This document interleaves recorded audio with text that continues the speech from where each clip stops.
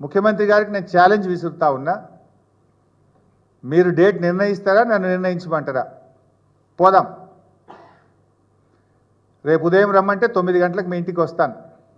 లేదు నీకు ఏదైనా బిజీ షెడ్యూల్ ఉంటే ఇంకో డేటు టైము మీరే ఇవ్వండి. నేనే డ్రైవింగ్ చేస్తా కారు, నువ్వు పక్కన కూర్చో, ఇద్దరమే పోదాం. గన్మెన్ లేకుండా పోదాం అన్నావు కదా. చక్కగా నీ ఇంటికి వెళ్ళి బయలుదేరి మూసీ దగ్గరికి పోదాం. మూసీ బాధితులందరినీ కలిసి వాళ్ళు ఏమంటారో మాట్లాడదాం. ఆడికేళ్ళు కొండపోచమ్మ సాగర్లో మేము కట్టిన R&R కాలనీ చింత చెట్టు కింద కూర్చొని వాళ్ళతో మాట్లాడదాం.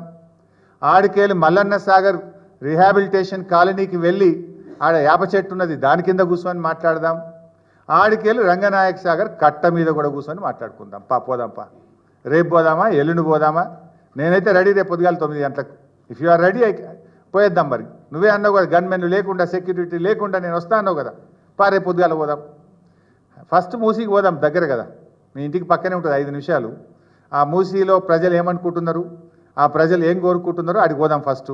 ఆడ కూడా ఏదైనా యాప్ చెట్టు చూసుకొని కింద కూర్చొని వాళ్ళతో మాట్లాడదాం.